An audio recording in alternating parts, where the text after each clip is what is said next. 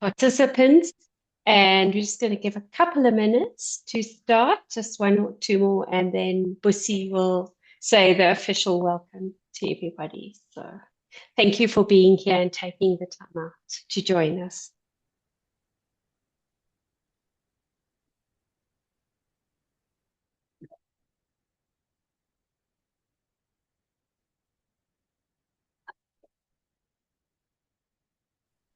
Right, that end stage.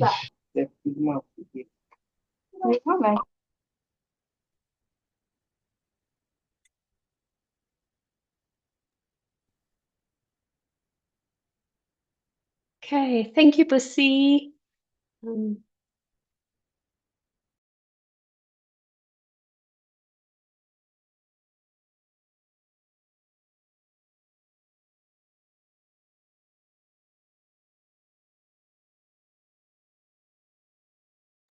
Busi, you're on mute. I think you need to start again.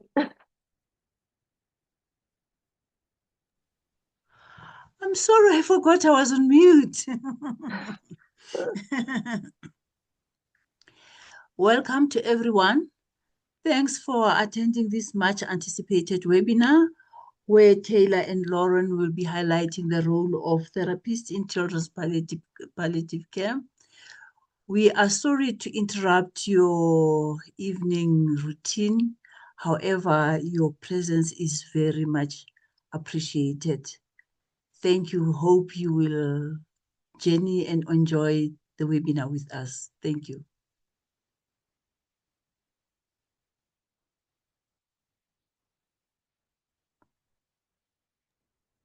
Thank you, Busi, for welcoming everybody. So I'm Tracy Rawlins. I'm the Education and Training Manager. And tonight we have Sue and Busi with us from our team. Dr. Sam is not available tonight. She's taking some well-deserved leave. So Sam, if you do happen to watch the recording later on, we just say thank you to you for being part of this team. And then just to say to all the participants, it would be really great if you could just welcome yourselves and say where you're from. It's always nice for us to go back and see who was on the webinar and know that if you need to contact us or we can contact you, you've been present. So thank you very much. Just to quickly go through the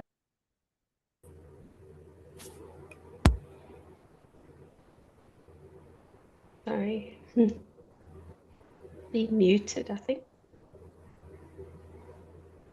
My slide is frozen. Okay, so just to go through the program, Busi's done the introduction, and then Sue is going to introduce all the speakers. Then we will have Tayla and Loren presenting, and then we'll have a time for Q&As after their presentations, and then Busi will wrap up. And then please, just to say, there will be a survey at the end, and Sue will put the barcode in the chat as well. Otherwise, you can just use your screenshots when that slide comes up to complete that. So thank you very much. And then over to you, Sue. Hi, everybody. A very, very warm welcome to our webinar, our second webinar for the year, PAT webinar. It's wonderful. We've had 150 people register. I'm not sure we'll get that many, but it just shows what an important topic we are going to be covering tonight. I think so often in palliative care, we think about symptom and pain management, and I think it's really important that we remember with children's palliative care, there's such an emphasis on ensuring that they have good quality of life, and the role of therapists in children's palliative care is so important to ensure that. So we're really thrilled to have you, and we're really looking forward to the presentations tonight. Move the slide. I first just want to, before I introduce our speakers tonight, I just want to put a quick reminder to everybody about this amazing course. that we will be running again from August until November this year. And I see I've actually just admitted Ine into the room. So welcome to Ine. But this was Ine's review of the course, and I think it says everything about what a comprehensive course it is, and just how useful it is to take the knowledge into practice. So just a reminder, and if anybody is interested, please just drop us an email and we'll send you the information for that. And now it's my great pleasure to introduce you to our wonderful speakers for tonight. It's Tayla Oshrey and Loren Mirsky Piatkin. I hope I'm pronouncing the surnames correctly. I should have checked with you. But Tayla is a speech and language therapist and Loren is a child life specialist. And I'll just give you a little bit more detail about each of them. Tayla is a speech therapist, an audiologist, and a lactation consultant. And she works with Dr. Govender at the hospital in what was Stanger. She also owns a small practice in Ballito. I know that Dr. Sam often talks about what a wonderful addition Tayla is to their palliative care team at General Justice Gazinga Panza Hospital. She also owns, Tayla has a special interest in augmentative and alternative communication and dysphagia in palliative care, and has been a speaker. She was a speaker at our conference last year, held in Durban. When she's not at the hospital, you can find her on the beach traveling or crocheting with her 3 cats. I think that's a lovely description. And our next speaker after Tayla will be Loren. Of meeting Loren at our conference last year in Durban. Loren, as you will hear when she presents, lives in America, but she is actually South African. She was born in South Africa and she travels regularly to South Africa. And she's presently in Cape Town. It's very, very cold. And so she's having to keep warm down in Cape Town. And we're so looking forward to her presentation tonight. She is a certified child life specialist and grief counsellor with over 15 years of experience supporting children, patients, and their families through some of life's most challenging moments. She's passionate about pediatric palliative care. I can attest to that, having met her in Durban last year, and is dedicated to providing compassionate, holistic support to families navigating serious illness, complex medical journeys, grief, and loss. Through both professional and volunteer work around the world, she specializes in grief support, memory making, legacy building, sibling support, and advocacy, helping families find connection, meaning, and support throughout their journey. And I'm quite sure that Loren and Tayla will share their contact details with you very happily, or we can pass them on should you like to reach out to either of them at the end of this conference. And at the end of this webinar. So it's my great pleasure to hand over to Tayla and ask her to start her presentation. Tayla, if you can share your screen.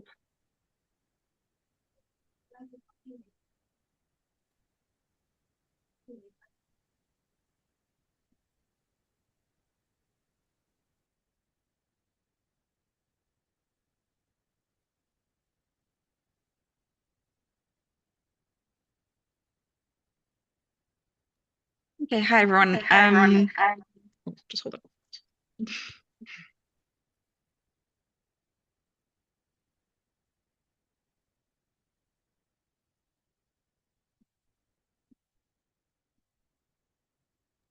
Just to say, Tayla's traveling, and she's actually having a bit of difficulty.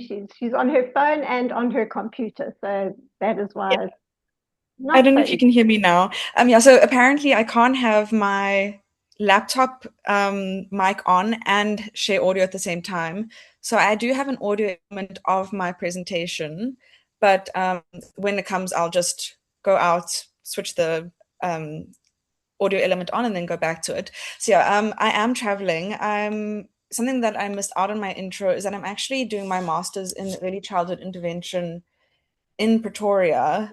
So we have our on-site week this week, and I completely forgot to pack my webcam, and I just realized today.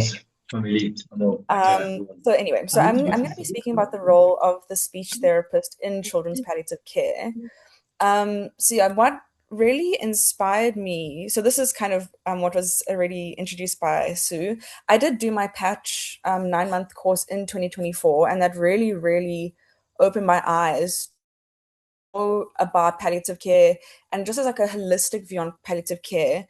But who really inspired me was Minaz Ali. For those of you who don't know her, she was an amazing palliative care specialist, and she really opened my eyes into seeing that it's not depressing. It's actually quite a privilege to be part of these children's lives. And now I'm really lucky to be working with Sam. So I think I've had a lot of really great mentors in my life who've kind of led me along this journey and kind of helped me find this passion. Yeah, so that's just the extra stuff about me.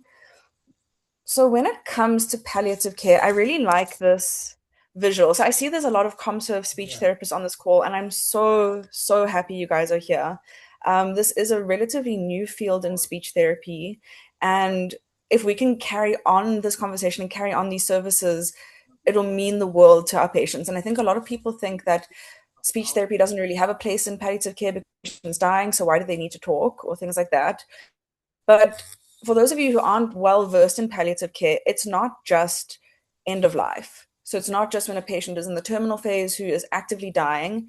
It actually starts at the beginning of when someone receives a diagnosis that is either life-threatening or life-limiting. Life-threatening could be your things like your cancers, and life-limiting is stuff like cerebral palsy, which in university they never teach us is part of palliative care. And it really is. And that makes up a majority of our cases. So you'll see that I'll speak a lot about cerebral palsy because I'm very passionate about it, and especially providing palliative care for those children. And you can see here, it's not in place of a cure. I mean, it's not, a child isn't given palliative care only or treatment only. It works hand in hand. And as the disease progresses, the palliative care increases, and we even have a role in bereavement and death. So I'm actually currently on a speech therapy palliative care research task team. And we're starting to even look into the communication expertise of speech therapists and how this can be used in dealing with bad news, the bereavement of families, how healthcare practitioners can deal with that. So that's also quite an exciting new field that's going to come up in speech therapy. So when you think of the scope of a speech therapist, this to me was just a perfect representation. Our scope is so massive. It's from speech to swallowing to voice, cognition, literacy. There's so much. So I wanted to focus specifically on what I look at when I'm seeing a patient for palliative care. So one of the first things I'll look at is feeding. Feeding to me is extremely important in palliative care, and I'll unpack it. Communication, the child's quality of life and their participation. And then I'm really involved in memory and legacy making. And I was kind of joking with Loren that I'm kind of a wannabe child life specialist.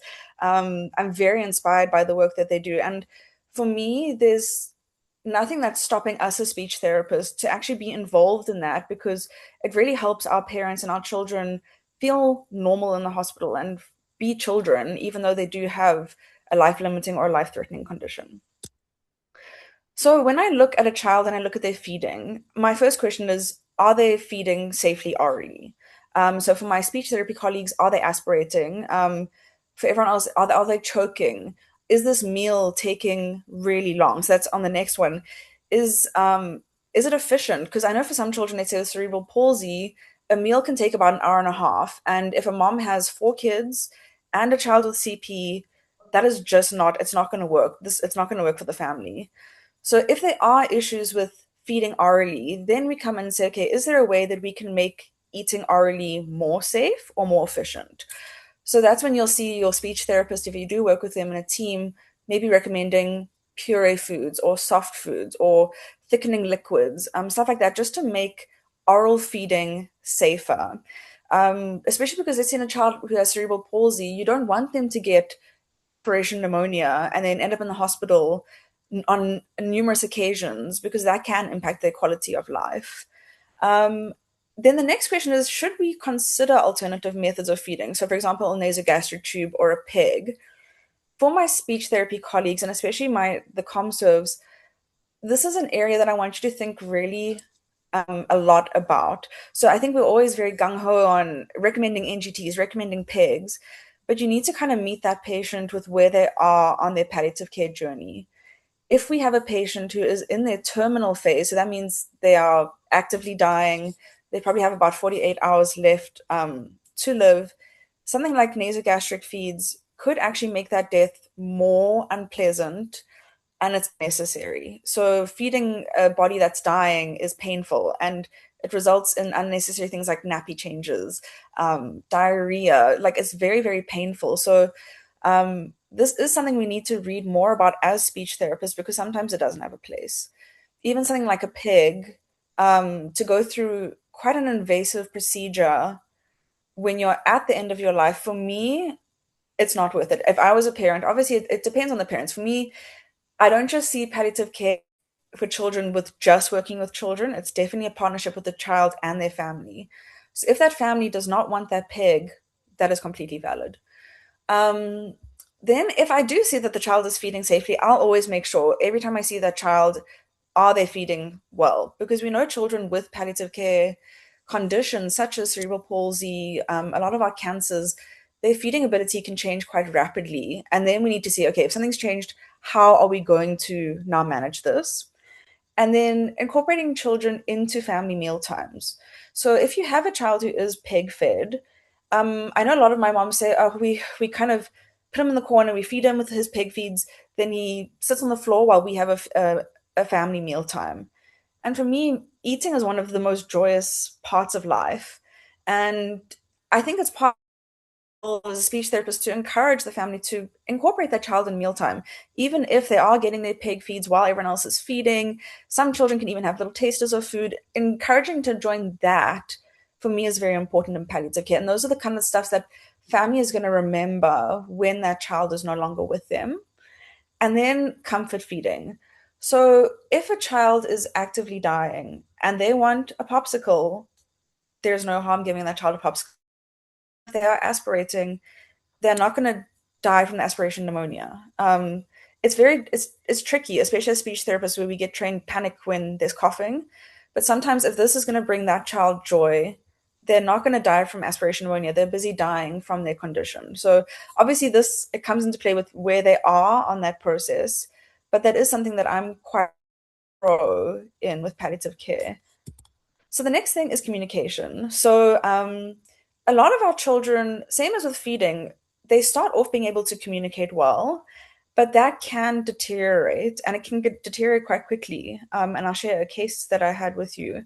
But when we look at communication, there's something we call augmentative and alternative communication. So basically, augmentative is we are adding on to what you can. So if you're fit, again, you maybe get a few words out, but a whole sentence is too difficult, then we can aid you in using different things to help you say that sentence, or something that will completely be an alternative way of communicating because you can no longer communicate verbally. And this is especially for our kids with cerebral palsy who very rarely can actually communicate verbally, but there are other options. And I've been on a few conferences, so this is more for the doctors.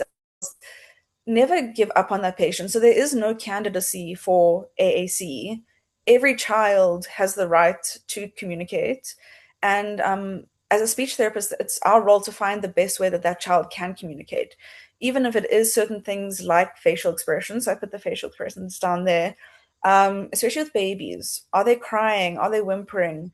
Those are signs that they're communicating with us to say, I'm in pain. I'm not happy. Things like signs. Have children who make up their own signs, and their families know exactly what they're saying. If your child is literate, they can write. I even use eye gaze. I put the little eyes there with my children. So I'll give them two options and say, okay, we're going to have, oh, sorry. Let me use my camera. Sorry, just let me get, Sorry, I didn't realize my camera was funny. So I'll give them two options and say, for toy, do you want to play with the bubbles today, or do you want to play with the doll? Show me with your eyes. And a lot of kids are really good at that. And then the big thing that we see in speech therapy that we mainly see as AAC are those things on the corner. So you can go as low tech as a paper-based system.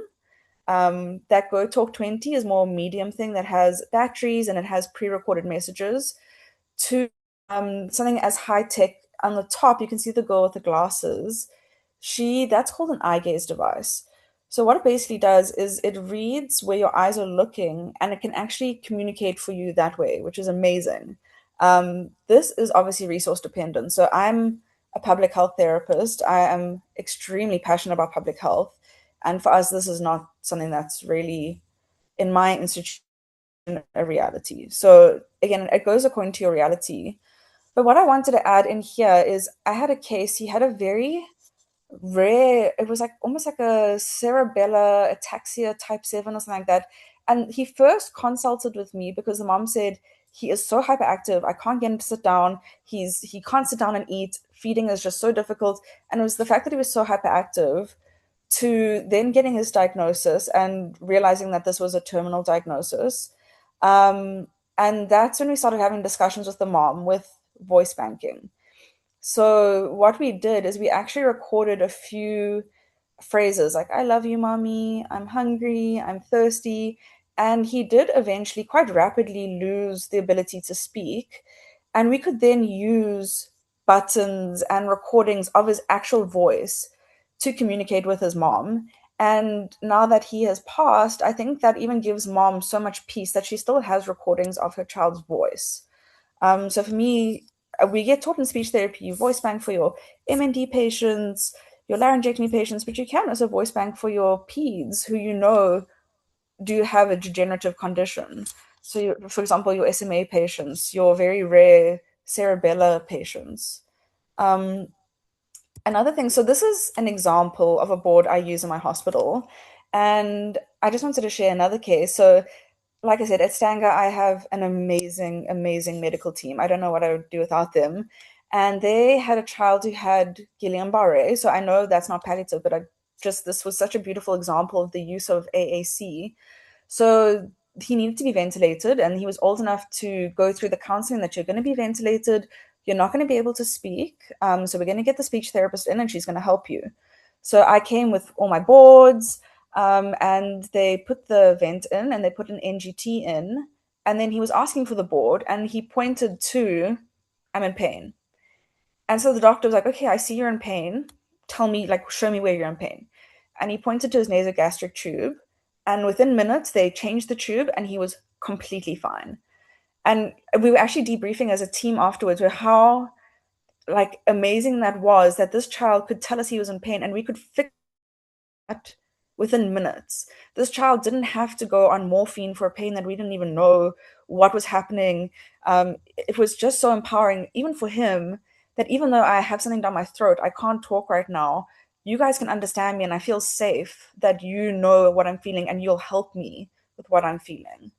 So yeah, it was a really, really beautiful case. And I kind of encourage all wards to have something like this. If you need boards, I have them in all of the South African languages. I'm not a gatekeeper of my resources. If you need my resources, please let me know. Drop me an email. In my opinion, all ICUs should have this because you never know when you're going to get a patient who needs to communicate this kind of stuff with you. And you can even use, a patient doesn't have to be able to point to be able to use this. So for example, you can have a parent who can say, okay, is it on this row? And the child can nod yes or no. Okay, let's say yes, it is on this row. Okay, is it this one? Yes or no? This one? Yes or no? This one? Yes or no? This one? Yes. Okay, you're cold. I'm going to get you a blanket. Is that correct? And then the child can nod yes or no, or indicate yes or no, however they want to. So you don't even have to have the ability to point to be able to use this kind of board. I actually forgot to mention at the beginning of this talk, I could speak for literally a 3-day seminar on speech therapy and palliative care. So this is a brief summary, but if you have more questions, please do let me know. If you want to speak more to me, I'm going to share my contact details like Sue mentioned. Please harass me. I'm really passionate about this subject. Will you So adjust the camera again, Tayla? my camera, oh, sorry, I actually can't You keep seeing the bottom of you. let me put it there. Okay, so quality of life and participation is a big aspect of palliative care and a big aspect of speech therapy that we sometimes don't think of. So for me, my number one thing is a child should never be in pain. There is no reason a child should be in pain, especially a child who has palliative care needs. We have so much in place that even us as speech therapists can do that will limit that pain. The next thing is looking at play. So for a child, their main job in life is to play. And just because a child is on palliative care does not mean that they don't want to play and they can't play. And I feel like I see that a lot where kids get isolated because sometimes they have had chemo and they look different. So other kids don't want to play with them. They feel like they can't play because they're so sick. And I feel like as speech therapists, and I think I saw some physios on the group, maybe even OTs, it's to reincorporate them into play. The next one is counseling and support. Like I said, you're never just treating that child. You're treating their family, and that's as big a role as treating the child. And then having functional goals that increase participation. So no palliative care goal is going to look the same for your children. I have a child who has Dandy-Walker syndrome who's in our palliative care clinic, and our goals are literacy. She is in mainstream school. She's just struggling a little bit with literacy. And although she has palliative care needs, she's still going to school and she still needs to thrive in school. So that's our goal. And then I have another child who is quite severely, he has quite a severe condition, and our main goal is just getting some kind of interaction between him and his parents. So our goals will fluctuate, but to me it needs to be fun. It needs to improve the quality of life. That's what palliative care is to me, is improving the quality of life of that patient. So this is just a photo I wanted to share with everyone. So this is my my cerebral palsy clinic at the hospital I work at. And this clinic is for our children who have plateaued. They GMFCS5. There's not really much more we can do for them therapeutically in terms of progress. So what we thought to do is to do some aromatherapy. I even saw there was an aromatherapist on this call, so I'm so excited that you're here. But we took some emollient and we put some lavender oil in it, and we then taught the parents how to massage their children with this cream to make them feel calm, to help them sleep, to reduce pain. And then what I love about this picture is you'll see the lady in the green scrubs and the blue scrubs. That's our physio and our OT. They're actually massaging the caregivers as well. So I love this. So this was just kind of us caring for the children and also showing the caregivers that we care for them. And them being okay is a massive part of palliative care, because if they're not okay, their children are not going to be okay. And then for speech therapists, never underestimate the power of bubbles. Bubbles can distract a child from any procedure. And music, I've also used many music CocoMelon videos for my kids who are getting drips. I don't know if my doctors from Stango here, but I often grab those children who are getting drips and we play CocoMelon. For my neonates, a gloved finger in that child's mouth will not even make that child feel less pain, but it's so much easier for the doctor taking the bloods as well.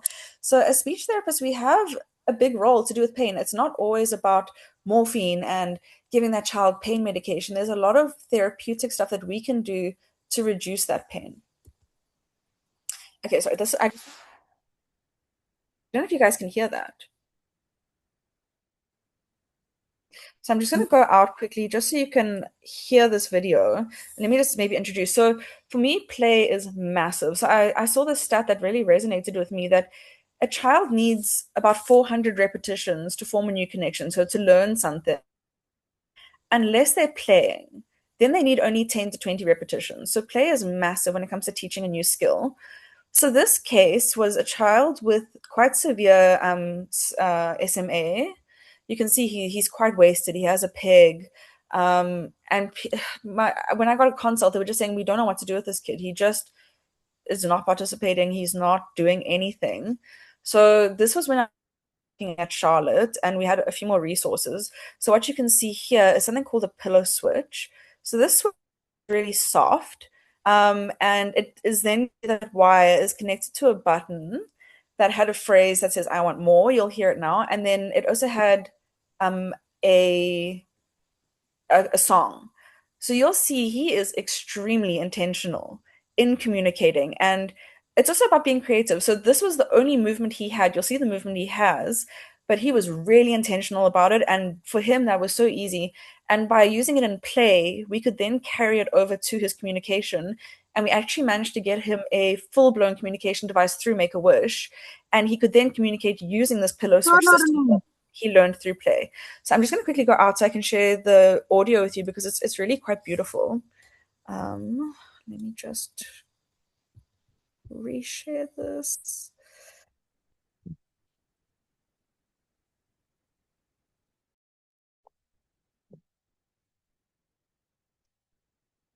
I want more.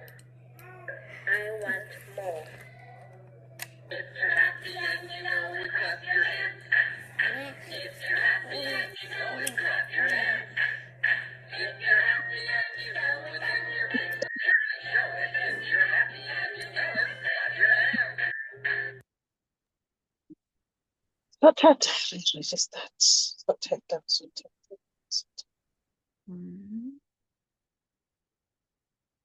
You guys can hear me. Okay, great. So you can see how intentional and how much he loved that. His laughing, and he's so intentional about it. For me, this was just, it was such a beautiful case. You're not seeing your slides. Why? Let's see here. Sorry, let's see entire screen. There you go. Okay, yeah, so you can see how intentional he was about it and how much he loved it. And like everyone's minds were blown that this child can actually like participate. Even the nurses were coming in like, oh, what? Like this child is doing this, he's doing it by himself. Like I think people often underestimate kids, and as speech therapists, it's our role to kind of show everyone actually this child can do a lot more than you think they can do, and they're quite capable. And then my biggest thing, so this is where my my little child life inspiration comes in, is caregiver support and counseling. So you'll see this is Tando, our tracky bear. So we recently had a child who was in an accident, quite a bad accident, and he needed a tracheostomy, he needed a nasogastric tube, and our ICU sisters had not really had a ped trachea for a very long time. I don't think they've ever actually. It was a really, really long time. So they were really overwhelmed with having a child with a trachea in their unit. The mom was extremely overwhelmed with having a child with a tube in his neck, and she didn't know what to do. So we actually used Tandor to first of all train our nurses and train our doctors and how do you change a ped trachea. So for those of you who don't know, with a pediatric trachea, you actually have to take the entire trachea out, clean it, put a new trachea in. It's not like an adult trachea where you can just take that inner cannula out and put it back in. So I taught my nurses how to do using the bear, and then I actually taught mom how to do it using the bear. And for her, it was so much easier. And I think it's a lot less stressful to do it on something that's not screaming and crying. And you kind of know, okay, these are the steps. And she repeated it and repeated and repeated it until she was so comfortable that when it came to doing it on her child, it was a breeze. And I'm also a very strong believer in kids having toys that look like them, and destigmatizing toys with disabilities, and yeah, for kids to have something to relate to. And then I put the Footprints for Sam icon there. So Footprints for Sam is an amazing foundation that really helps with these teddies. So as you guys know, I love crocheting, and I don't have kids, but I love crocheting kid stuff. So this is for me a way and like an outlet for me that I can then help my kids. But if you don't have those skills, Footprints for Sam gives beautiful trachea teddies. And Melissa is more than happy to issue you a trachea teddy. She's lovely. If you just contact them, they will help. But this, yeah, literally the little trachea that I got was actually, it was a demo. We were using, our ENTs put it in someone and they didn't like it. So I felt weird putting it in someone else. So that was a trachea used from that. And then the NGT cost literally a few rand. But this made a world of a difference in that family's life. And actually that child ended up decannulated. And the mom asked me, can I keep the bear? Because I kind of want him to know I think he was about 2. So she's like, I want him to know that when he was small, this thing happened to him and he had this and he made it through it. So for me, that's beautiful that she can also help him tell his story. And then this here is Fudu. So Fudu is our NGT turtle. So again, really cheap to make. I crocheted. Again, the NGT is a few rand, syringe a few cents. And this case that we used Fudu for, you can see Fudu's hands are bandaged. So this kid really needed a nasogastric tube. She was severely malnourished and she didn't want to eat anything. And she kept on pulling out that tube and kept on pulling out, kept on pulling out, kept on pulling out, but then refused to eat. And as soon as we gave her Fudu, that tube stayed in for, I think it was about 3 days, that we just needed to get her stable. And then she was well enough to start eating by herself. And when her tube came out, Fudu's tube came out, Fudu's hands got unbandaged, and she took Fudu home with her.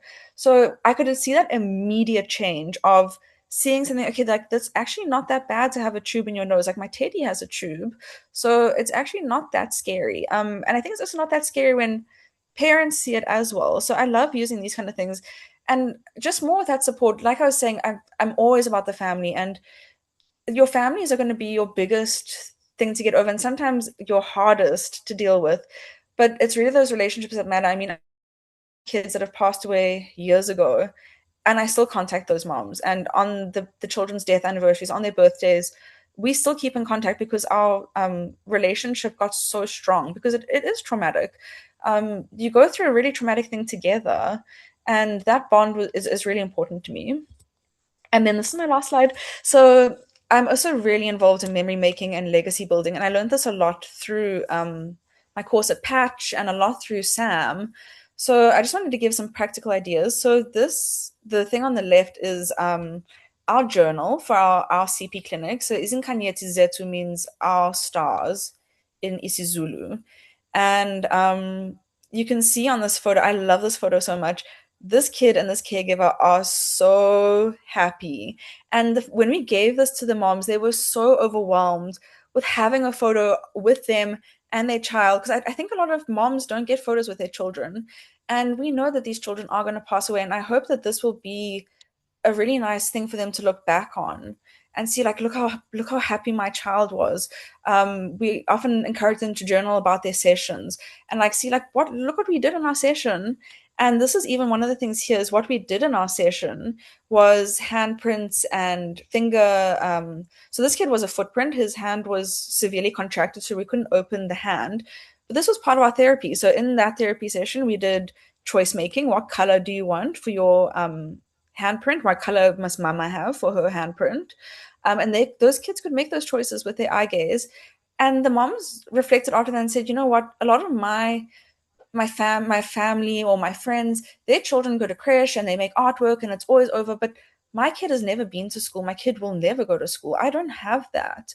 Like, I'll never have those albums of artwork. So for me, that was beautiful that when this child is gone, that they can look back and be like, this is my child. And then just some things on the top. So this was also quite a sad case. We had a boy with end-stage brain cancer.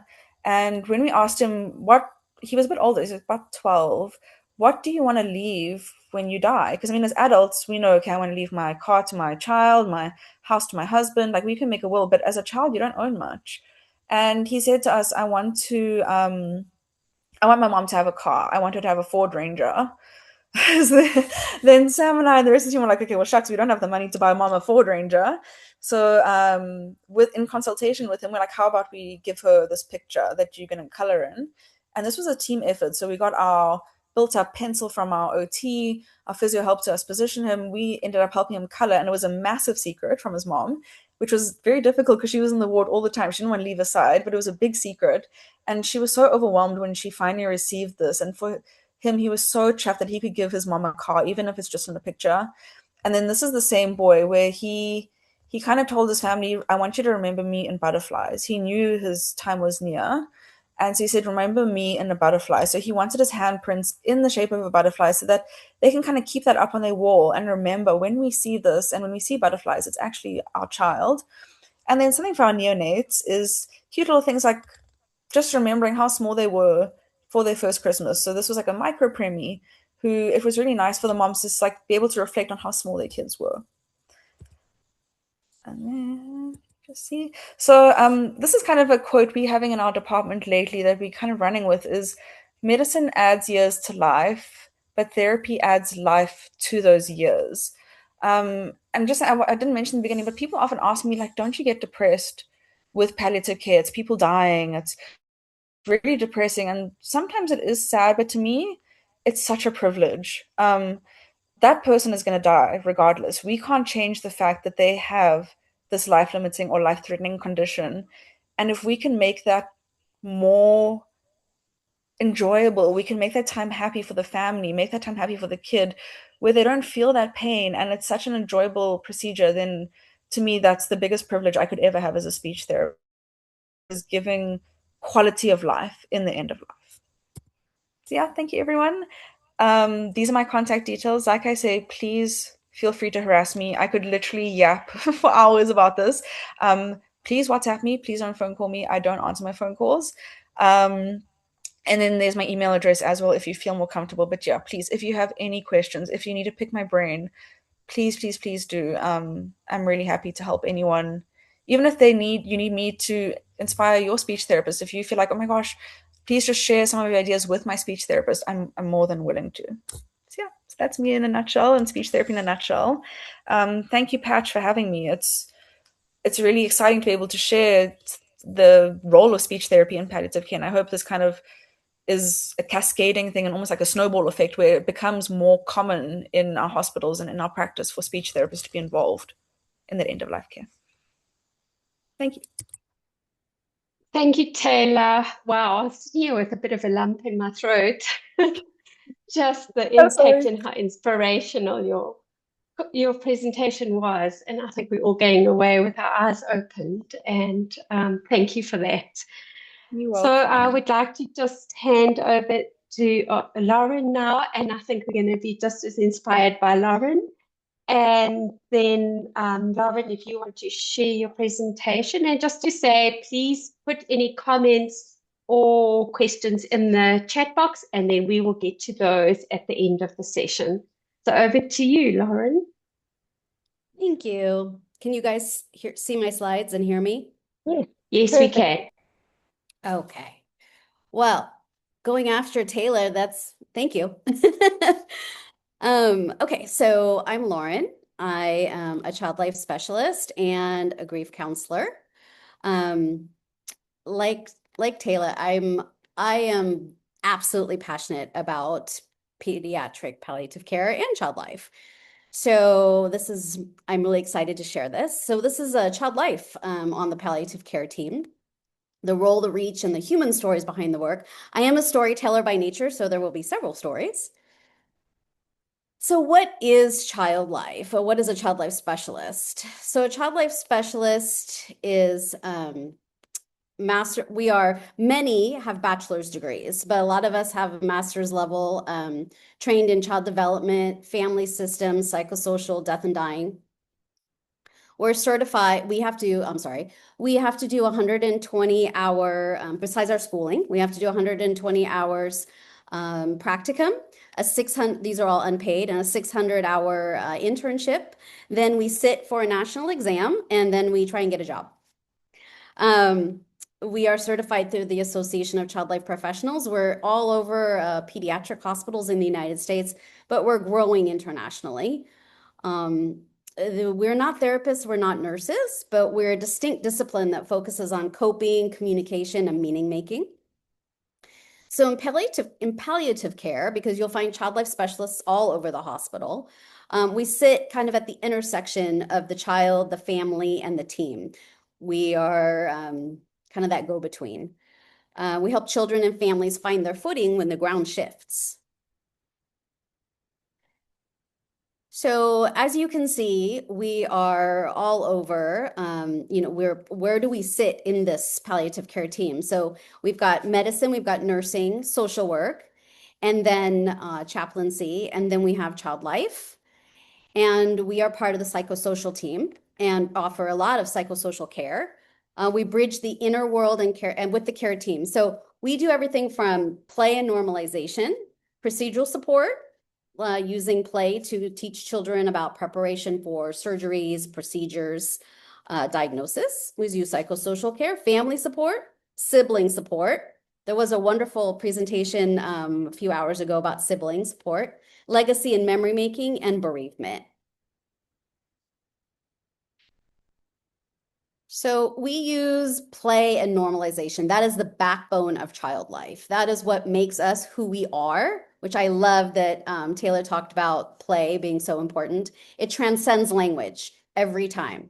If there's a language barrier, you can still play. It's not a reward for good behavior or a distraction. It's how children process their world. It's their language and telling us through illness and fear and loss how they're communicating, what are they feeling. We use therapeutic play, helping children process medical experiences. We express fears and regain a sense of control and how to regain a sense of control. We use medical play. I used that today in the hospital with a little girl who had 2 broken arms and multiple scratches. And she engaged in a lot of medical play using play equipment. We use medical play kits, but you can actually use real equipment with older kids, demystifying the hospital environment.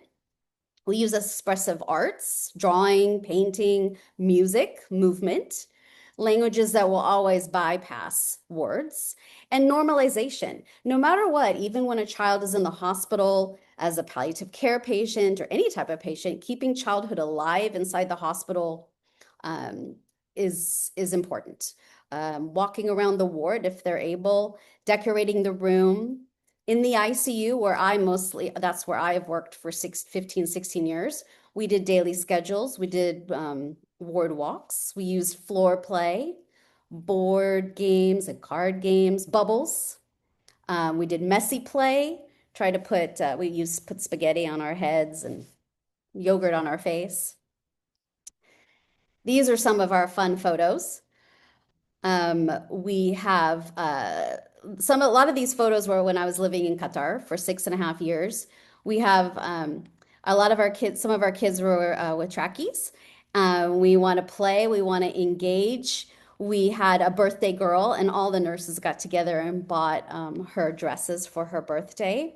The bottom one where we have the little girl and the little boy, we wanted them to have a play date, but they were having nothing of it. They were like, no, thank you.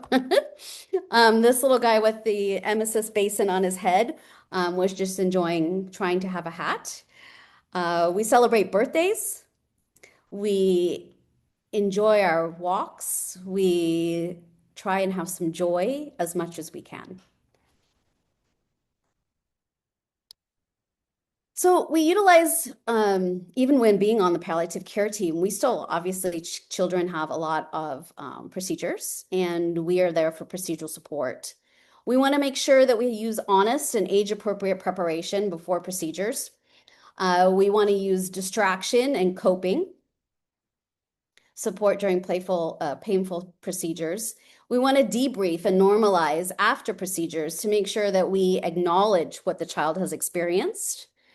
And we try and reduce their traumatic medical experiences. As Tayla said, we don't want anyone to feel pain, but what can we do to advocate? We have psychosocial care, meeting the child where they are, developmentally, emotionally, physically. We use honest, developmentally appropriate communication about illnesses.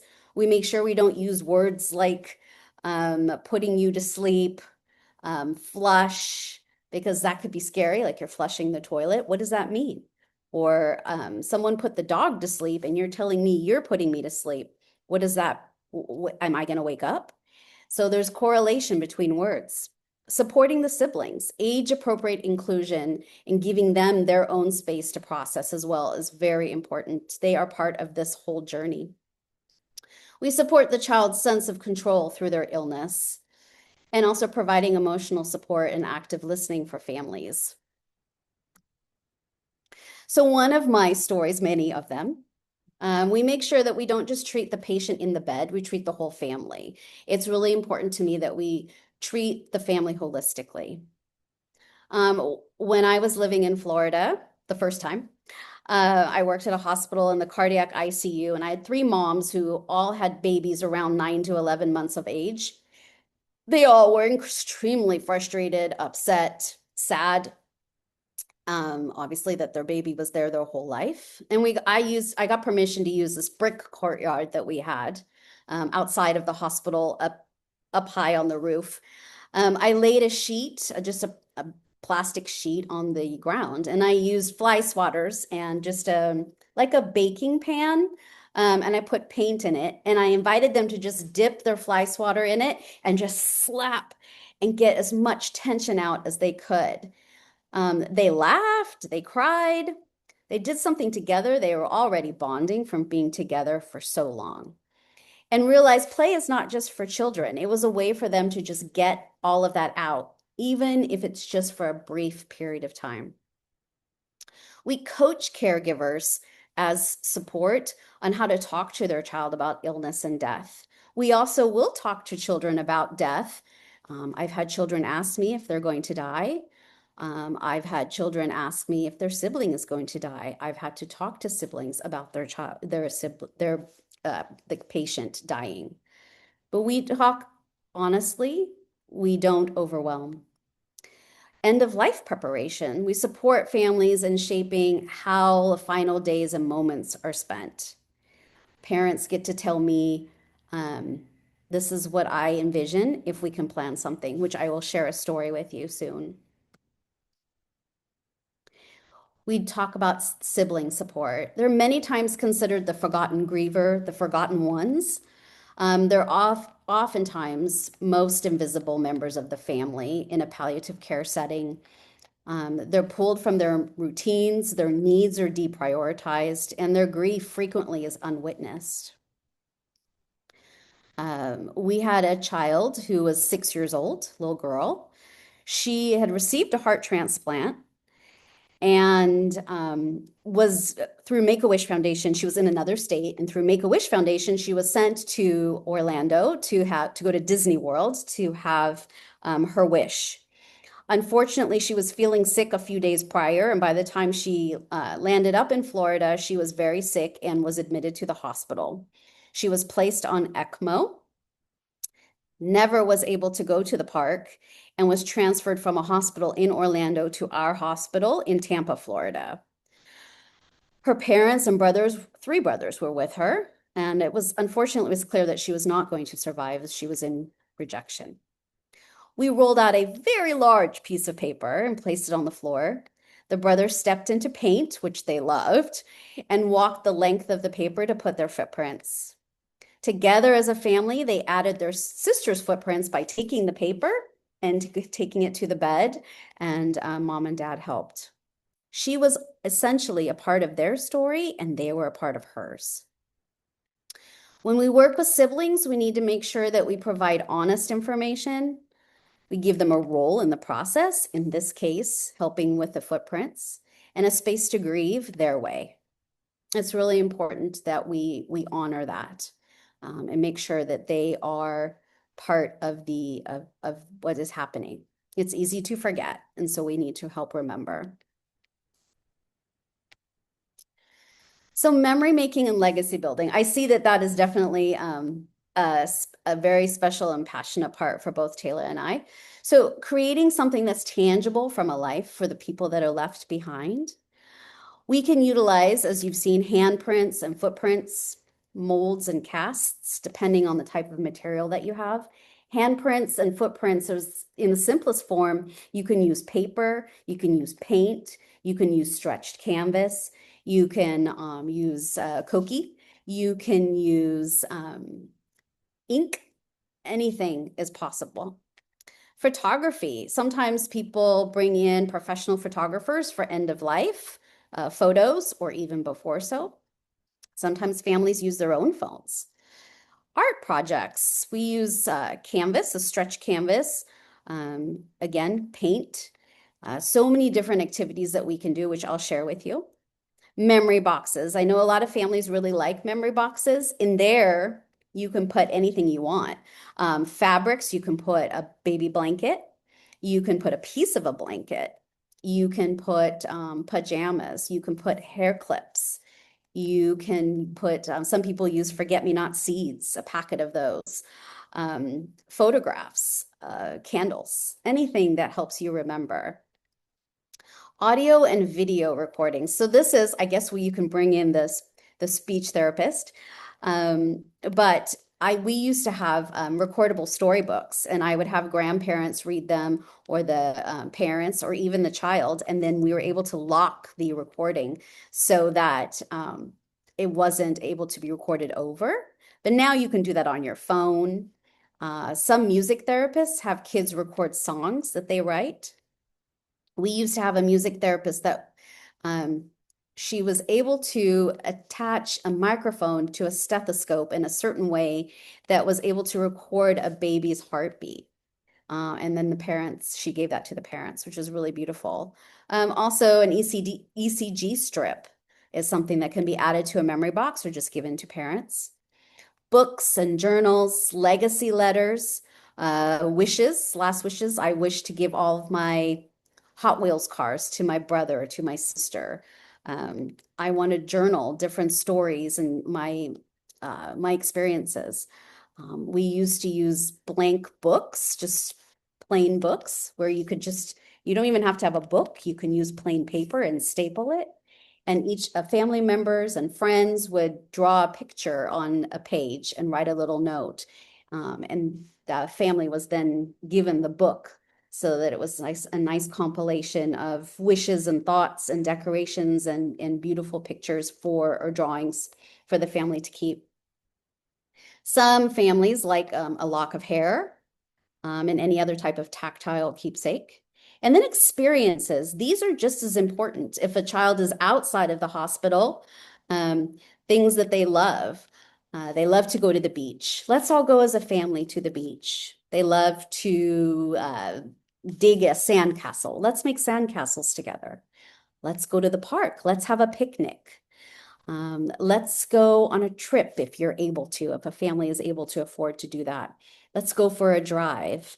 I want to be a fireman. Can I get an opportunity to see a fire engine? These are types of experiences that, again, make beautiful memories. So these are some pictures of work that I've done over the years, both in the States and in Qatar. The top left one is, these are all on stretch canvas, but again, this can be done on paper. This is, I work with a lot of babies, especially being in the cardiac ICU. Babies are my absolute favorite. They're ones that I advocate for on a regular basis, pain-free, etc. Cuddling, holding, a lot of cuddle time and parent time. But this here is a footprints, as you can see, of a baby that we made a butterfly. I left the body of the butterfly open on this one, but a lot of times I would use the thumbprints of the parents, and they would make the body of the butterfly. The sunshine at the top there in the corner is the child's hand print. The middle one is a tree that a coworker drew for me, as I cannot draw. And the fingerprints are fingerprints of the family and friends who came to see this child when they withdrew support. We wrote the names with a very fine tip pen of all the family members so the parents could have a record. The far right is dad's handprint, let it dry, mom's handprint, and baby's handprint. This is also all of these are frameable as well. And again, you can do this with paper. The bottom left is, I did this one in Qatar, and this is, I use Play-Doh. You can use any type of clay. Mom chose the colors, smushed it, rolled it, which was really good for her to get her tension out. And then we made a square and poked a hole in it with a pencil. And then we did her daughter's foot impression, and then it just dries to air. So very light, very easy keepsake. The one in the bottom middle, I apologize, I forgot the meaning of the bird and the fist and the heart. But this again, this was a sibling did this one. And this again is the tree with the fingerprints also. And then the one on the bottom right is a family that loved to do art They had a baby in the ICU in Qatar, and every day they wanted to do something. So they created and gave me ideas of what they wanted to do, and then I provided the supplies and helped them, or I left the supplies at night for them to do. And then we displayed it in the room. So this was a really special story to me. This child, he was a little boy. I was living in Florida at the time. He was about 9 months of age. He already had a diagnosis. Mom had a diagnosis prior to the child actually being born, and palliative care was offered at that time, but mom and dad refused. He stayed with us. They wanted us to do everything to try and help him. But over time, it became very clear that he wasn't going to survive. So they became more open to the idea of palliative care at the end of life. Mom was given the opportunity to share with us exactly what she wanted. This is where we provide a lot of active listening. Mom said, you know what, he's never gone outside. He's never felt the grass. He's never touched a pet. He's never done anything past his room.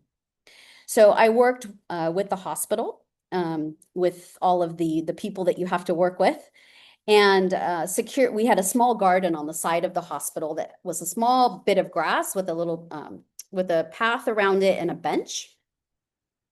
They agreed to block off that garden for a few hours from other families in the hospital. We put privacy screens up. The landscaping company that took care of the grounds donated lilies in pots. The mom really liked lilies. And we placed the potted lilies on grass. We put a blanket on the floor, on the grass. And the respiratory therapist came with us. We have respiratory therapists in the States. I know not everyone does. And mom and I smuggled in a rabbit into the garden. He was wearing a little superhero cape on the rabbit because the parents called their son a superhero. I was the photographer. It was a beautiful sunny day. So we sat down on the grass, and mom and dad helped him to put his hand on the grass to feel the grass. We brought the rabbit to him so that he could touch the bunny rabbit and feel his fur. And then with the sun shining, we put him down on the blanket, and parents cuddled him. And when they were ready, they told the respiratory therapist that they were ready, and she slowly turned off the ventilator and weaned it down and turned it off. After not that long, he slowly and peacefully died outside with his parents with him, the breeze going and the blowing and the sun shining. It was exactly what the parents requested. I provided everything that they requested. And then when they were ready, we carried him back upstairs without any kind of pomp and circumstance, without any kind of beds or anything. We just carried him up as if mom and dad were just holding their baby. When we talk about palliative care in child life, we think about cultural humility also when we're doing memory making. This is one of the hills that I like to stand on all the time. Cultural humility is not a checklist. It's an orientation towards curiosity, restraint, and just making sure that we are very careful in making sure that we make sure the family is what they're holding sacred is what we're focusing on. We always ask before we offer. And that sounds kind of strange, but I'm kind of getting an idea like, okay, I think this family might want something. Are you open to my offering this to you? Not every family wants handprints, footprints. Not every tradition allows the taking of locks of hair. So we always want to lead with asking questions, no assumptions. We want to follow the family's cues. Sometimes the most important thing you can offer is silence, presence, or a small gesture. Know your own lens. We each carry cultural assumptions about death and dying and palliative care. Acknowledge them privately and then put them aside because this moment belongs to the family. And that is very important. I personally always offer to the family once. And if they say, no, thank you, or we're not interested, then I leave it. I never want them to feel like I'm thinking, well, geez, you're going to regret it. Or gee, I wish that you know, I want you to do it. It's as they wish. When I was in Qatar, I worked with a Lebanese family. This child was with us for about 4 to 6 months. He was the family that did all the artwork. And every morning, both of them had degrees in art. So every morning they would ask, well, what are we going to do today? And we did a lot of artwork. We used stretch canvas, used handprints and footprints. Each piece was decided by the parents. The canvases were displayed in the room. And this was really important to Mom because she shared, while I provided a lot of active listening and silence with Mom, is that she carried a lot of guilt about waiting years to have a baby and felt that because she waited, she therefore caused him to have a cardiac anomaly. I listened. I didn't try and fix anything. And using the art gave us a way to connect without us even having to talk. I had another Qatari family where we were not able to collect locks of hair. So there was a baby who was dying. I knew that offering memory work was not appropriate, but my role was to be present for the parents. The baby's hair was falling out. And I noticed a mom was slowly kind of gathering and sweeping the hair off to the side of the pillow. Without saying anything, I offered her a small envelope. It was more like actually a little bag. She kind of looked at me and smiled and appreciated it, and that was all. It wasn't me making a big deal out of it. It was just us acknowledging with our eyes, a nod, and that was it. Because sometimes just the silence and the acknowledgement and the being present is most important. I also had a 5-year-old boy who had drowned, and every day his mom would come to bedside and read from the Quran. She shared her faith with me. Every day I sat with her, openly and quietly. I asked questions because I really wanted to know. I wanted to learn, not because I felt like I needed to fill the space. I couldn't offer her any kinds of projects. There was nothing to fix. But what I could offer her was a discipline of presence, showing up, sitting down. No redirecting, no agenda. Sometimes we talked and sometimes we didn't, but she was a mom that needed to have support, and I was there. I think that active listening is not passive. It's actually a clinical skill, and often the most powerful intervention that we have. So when you look at all of these things, we do preparation, we use play, we normalize the environment, we do messy play, we do schedules, preparation. At the same time, we walk this journey with the family, no matter what the needs are from start to finish, and preferably, as we said, from diagnoses to the end. But what can your team do now, starting now? Whether you or not you have a child life specialist on your team, there's principles that can guide your work and with your families. You can protect the space, some space that you have for play and normalization. A child is still a child while in the hospital. You can have a tiny space. Right now, we're at Victoria Hospital in Cape Town. And for some of you who might have been here, you know, the ward is a cot, a chair, a cot, a chair, a bed, a chair. And the space is small, but we're still able to put the blanket on the floor and play. Or we play in the bed.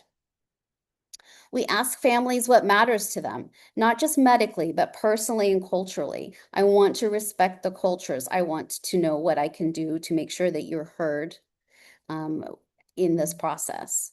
We always want to make sure that we include siblings intentionally. We give them a role, not just to go sit in the waiting room, but we give them a role. We have them help. We have them be a part of this whole process and the journey. We create space for memory making, which is truly, truly one of my passions. Even something as simple as a photograph or a footprint. We practice cultural humility, asking before assuming what a family would or wouldn't want. And if able, if there's a budget, ask or advocate for child life to be a part of your palliative care team. If not, just utilizing the skills that we have, and some of the things that we do, and incorporating that into your daily work. Just knowing how to communicate with children, understanding child development will give you a huge leg up in just helping to lessen the trauma for children and families. So caring, connecting, and collaborating. The principles of child life belong to all of us, no matter what. I want to say thank you. I might have spoken too fast, I'm not sure. But this is my my WhatsApp number. I'm almost always on WhatsApp. I forgot to put my my email address, so I can put that in the chat, or if Sue or Tracy have it, if you guys could put it. But like Tayla, you can absolutely WhatsApp me to as many times as you want. I'm so open to talking about this. I could talk about this for hours and hours. So I'm more than happy to engage of anything that you'd like to know. I'm happy to talk and be there for you. Any support I can provide. Thank you. Thank you, Loren.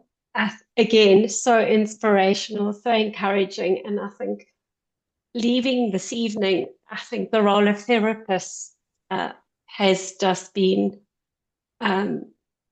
embedded in all of us. The role you play, the need, and we can't ignore it. And I think what's come across so clearly tonight is the importance of both play, connection, and memory making. So thank you for that. And I think there might be many questions coming from the participants asking, how come in South Africa we don't have child life therapists? What is the pathway to becoming a child life therapist? We do have many other questions in the chat, so I'm going to go through those, but it's just something maybe, Loren, you can answer once we've gone through everybody's questions. So thank you, Tayla. There are a couple of questions for you too, so we will go through them and ask. But thank you again, Loren and Tayla, for those amazing presentations. I think we're all sitting here with hearts filled with the roles that you do play. Okay, so the first question that we had was from Philippa. Thank you, Philippa, for always being so present and so willing to engage. She wants to know, what tips can you give us to give parents to manage comfort feeding with its risks at home when they are far from hospital care access and are trying to avoid any further admissions or emergency transfers? That's for you, Tayla. So for me, with comfort feeding, let's say, so a good example I have is a kid who really, it was his birthday and he really, really wanted cake. But we knew that eating a slice of cake could be quite tragic, especially at home. And that for me, so comfort feeding should never be traumatic. It should never be this kid will end up aspirating, cardiac arresting, and dying at home traumatically. So in that case, what we did is icing off the cake, and then he had a pig, so mom blended up she blended up the cake and she blended with some juice and like some party kind of snacks, and then he had that through his pig, so he was eating his cake, but then he also was allowed to taste it safely, so he was okay with small taste. I've even had certain things where kids, if they want ice pops or stuff like that, and if you melt them, it's safer. So you can do comfort feeding safely. Usually if you're in a hospital or a hospice kind of situation where there is a suction available, if things hit the fan, there is ways to deal with it. But you're at home, there is ways to give that child that experience without it being dangerous. I hope that answers your question.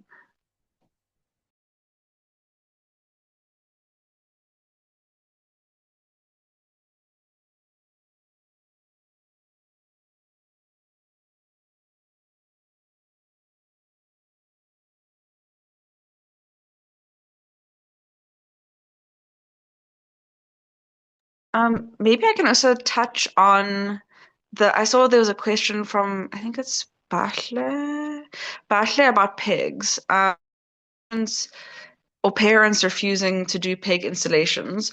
So when I was a young therapist, I used to get really offended, and I was speaking to the social worker, like, how could this parent be so neglectful? They know that the pig is the only way to feed this child, and I would get really upset when they would leave without a pig. until I realized, and I actually spoke to people from a cultural perspective, and they told me when a child gets a pig in their culture, that means they are going to die. And regardless of what their diagnosis was, if they had CP and they were actually doing really well and going to live for a long time, if you got a pig, you were going to die. And it was also more a visible way for people to see disability. So if your kid looked relatively normal, but had a massive tube sticking out their stomach, then all of a sudden they're disabled and they get very stigmatized. It's something as a white speech therapist, and really of my families with no judgment. So once I learned that, I think when I came at it with more empathy and more understanding of it's 100% your decision as parents, it's my job to educate you on all the options that they are, and it's up to you to decide. But what I've also found really helpful is finding moms who are happy with a pig and getting them to come in and chat to that mom. And that's, for me, almost had like 100% success rate. Because I think they can then show that mom, like, look, when the shirt is on, you can't even see. And we transitioned from pegs to Mickey buttons quite quickly in our hospital. It's kind of like, it's just like a plastic button that the peg tube is then attached to during the feed and gets taken out after the feed. So that's way more discreet. So I tell my parents when I'm counseling them, like I show them, okay, this is probably what it's going to look like when we start, but we are going to get to this level where you can't even see it. So that caregiver to caregiver counseling was the most important thing. And then I stoma nurse. She's actually a private stoma nurse. I don't know what that woman does. I don't know what she says to patients, but the way she gets it across to them is also 100% success rate. So I think it's also using your different resources that you have. And sometimes when it comes from a parent, it has more weight than if it comes from a therapist, because I don't have a child with a pig. How can I know what it's like? So yeah, that's some of my practical advice for dealing with parents who are nervous and sort of kickback when it comes to having a pig. Thank you, Tayla. Philippa and Bachle, I hope Tayla's been able to answer your questions and queries. Thank you for that insight, Tayla. It was very sort of informative to know just that there are ways and means of working with parents and families. I just want to go to a question for Loren and then go back to there's so many comments to both of you for the wonderful presentations. I can't actually keep up and read them all, so I don't want to run out of time. So Philippa has another question, and this is for you, Loren. How can we incorporate play in the pediatric ICU, especially with kids with extra sensitive infection control risks?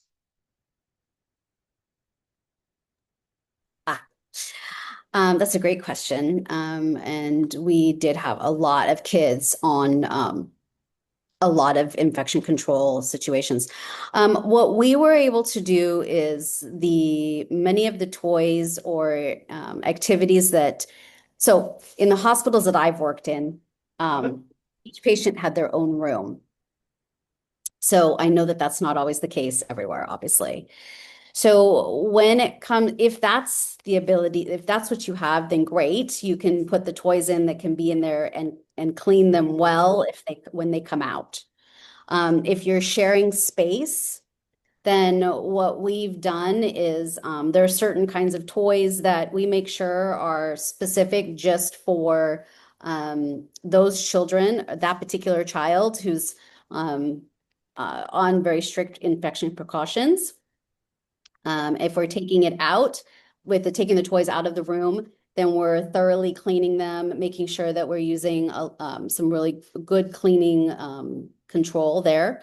If they have their own room, then sometimes what I'll do, if they're able to, is I'll put a play mat or a blanket on the floor, bring in some toys that they can play with, and these toys will stay with them, depending on how long they're with you. Sometimes if they're fabric toys, I try to avoid any type of fabric type toys unless it's staying with the child, because those are, in my opinion, almost impossible to clean. Unless somebody takes them home to actually properly clean them, it's really hard to clean them in the hospital. So the types of toys are going to be the ones that you can wipe down. Anything that's plastic. If you have an older child that's in the hospital, then like a school age or toddler, and they're or you have a school age child that maybe you've like cards or something, then we would plastic coat them in some way, like a lamination or something that we could wipe them down. So it kind of depends on your environment and where the child is. If they're separated or if they're sharing space, then those types of items if they're sharing space, then those types of things have to stay at bedside. They're just theirs, sometimes labeling them that they're just for them. But everything has to be wipeable. Because even in a fabric sense, even if it moves around, it's still not properly able to be washed. We were even sometimes worried about books, paper, because it was hard to wipe down paper. And there's two sides to thoughts on books and whether you can actually wipe them down or not. So we would get like the more plasticky type if it's a baby. But regular books, it was theirs afterwards. Does that kind of answer the question? Depends on your environment too.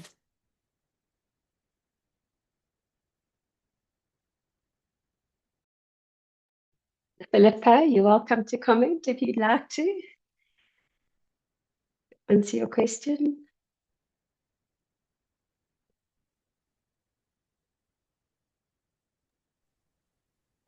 If Philippa doesn't have a question, I just wanted to respond to, I don't know if it's Aisha, if I'm saying it right, about the letting the mom cuddle the baby in the NICU and having pieces of hair.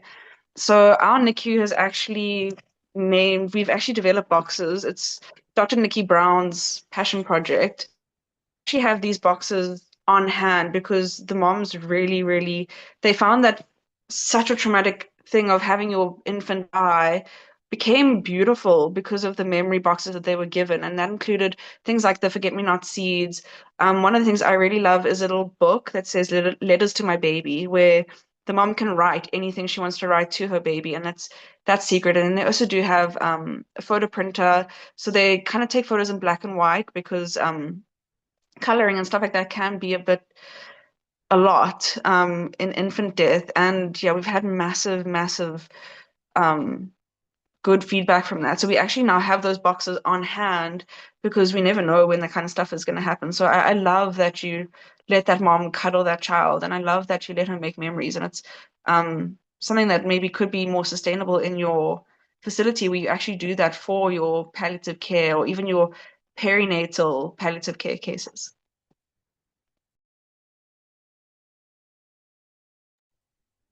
Thanks, Tayla. Any other questions or comments? You're welcome to put up your hands, unmute yourselves and chat to both Loren and Tayla. We're happy for that too. Bachle, yes, please do ask your question or raise Okay, comment. hi everyone. Can you hear me? Yes, we can. Can you hear me now? Yes, we can hear you, Bachle. Oh, okay, perfect. I'm sorry, I'm not gonna share my video, but I just wanted to say thank you so much to the two ladies for the presentation that they gave us. I met both of them at the conference the last time. What a beautiful work that you guys are doing in your different areas. I just wanted to comment about Edrahima Musa. I'm not going to take long. We've had a privilege of working with students who are doing masters at UJ, and they're doing masters in art therapy. So I would love that maybe next time just to have one of them just to come and share what they do with us. I just asked them to just send me a brief description of how are we incorporating them in our palliative care setting at Rahima Musa. They have been a game changer, I must say. So I'm just going to read this. This was written by Dev Solomon. It's not long, it's just a short thing. So art therapy is a form of psychotherapy that uses art making to help people express thoughts, feelings, and experiences that may be difficult to put into words. Within a safe and a supportive therapeutic relationship, creative process to explore emotions through images, symbols, color, and material, allowing expression beyond language and giving form to unconscious thoughts and feelings. In South African public hospitals, where patients come to diverse culture, linguistic, and educational backgrounds, art therapy offers an inclusive way to communicate regardless of language, literacy, or age. In palliative care, it helps patients process illness, fear, grief, and hope while promoting dignity, emotional comfort, connection, and a sense of meaning during serious illness. So I just wanted to share that with you, that maybe next time when you do have more about therapy, we can invite them. So they've been a great game changer. So you guys are doing amazing work. We appreciate it a lot. Thank you so much. Just wanted to share that with you. Oh, thank you, Buckley. That's beautiful. And I know when we had to hone down on who we asked to speak, I think we could do a series with all the different therapists, because your roles are so immense and so needed. And I know we've got Fiona, the aromatherapist, with us tonight on the call. So really, I think, maybe we need to look forward and look at the role of therapists, individual therapists, and the role they play. There's so many, but so needed and so essential in part of the team for palliative care. So thank you, Buckley, for bringing that up and discussing with us. And just to, I don't know if there are any other questions or comments, but I'm just going to share my slideshow again.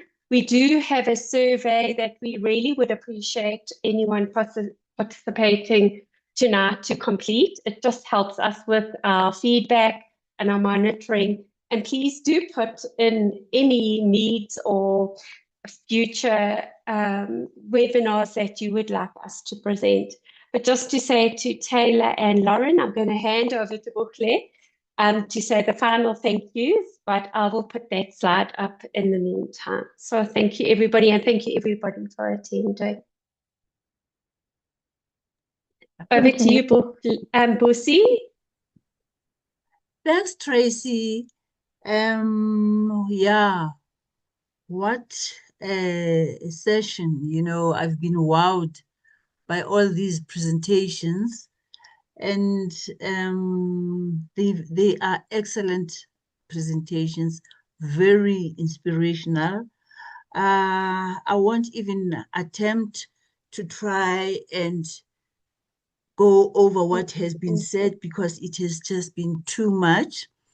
But I would like to point out the commonalities, you know, in the two presentations, which highlight the role of therapists in pediatric palliative care. And I didn't know there's so much that therapists can do in children's palliative care. In both presentations, we have seen that, or we have heard how important it is that, you know, our children do not suffer from pain, that pain is relieved in our children. So, and there are various ways of doing that.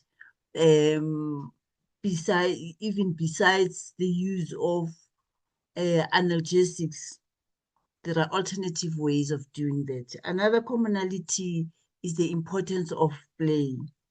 Play is everything to children. Loren has put it very well that play is what makes sense to the children. You know, that's how it is how they process their world. So if you want to do anything to the child, whether you want to teach a skill or you want to talk to a child who cannot talk, you can use play. Play is very important. So play is very important in children's palliative care. And both presentations highlighted the role of caregiver and sibling support. You know, in all your stories, Loren, you have spoken about how it is important to support the mom, to support the caregiver, to support the siblings. And in various ways, you don't have to say anything, you don't have to give anything. Sometimes just being there, sometimes taking the lead from the mom as to what he or she wants to do. And yeah, it's support for caregivers and siblings is very important in children's palliative care. And in both presentations, we realize the importance of memory and legacy building, and that can be done in various ways. And both therapists are very creative in doing this, and I've just been wowed by, you know, the creative methods that you undertake in terms of building memory and legacy. So how we wish we would have a child life specialist in South Africa. You do so much. You guys are jack of all trades, I must say. And it would be lovely to have such a cadre of therapists in South Africa. And I'd like to convey our most sincere gratitude to both of you for such amazing presentations. And I'd like to thank everybody who has attended this session. It has been at a crucial time for family dinner and a lot of things to do, but instead you chose to attend this session, and it has been such a long session. And thank you so much. Do so with other webinars as well. From the PATCH team, thank you very, very much for being such a wonderful audience. Thank you. Thank you, Bussy. And thank you, everybody, for your attendance and participation tonight. We really thank you for being here. And it will be a recording available on our PATCH YouTube site. So please, if you're wanting to go back and look at or find any detail from that, please do look in the next couple of days. It will be up on our PATCH YouTube site on the web. And on our website. Good night, everybody. Sorry, Sue, I'll hand over to you. No, I'm just saying it will be on our website, patchsa.org. You just go to resources, watch our webinars, and that's where you'll find the recording from tonight. Thank you, everybody. Good night. Thanks, everybody. Good night, everyone.